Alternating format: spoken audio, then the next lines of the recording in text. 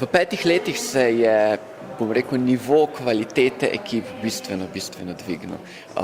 Tudi zaradi tega, ker mi znamo boljše mentorirati, predvsem pa zato, ker se vedno več in več mladih odloča, da za 1 leto poleg šole naredi še nek projekt. In lepo je videti kvaliteto njihovih nastopov in predvsem lepo je videti že konkretne rezultate poslovne, ki jih je ta skupina mladih pokazala.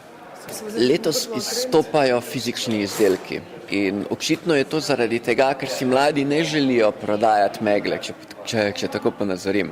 Mlade učimo, da je podjetništvo ustvarjanje ene dodane vrednosti, da mi damo tisti majhen kamenček, zato da je svet okrog nas boljši, da rešimo nek problem, ki ga ljudje imajo. In ko enkrat na tak način gledaš v podjetništvu, ni v prvem planu zaslužek, ampak je v prvem planu enostavno to, da delaš dobro.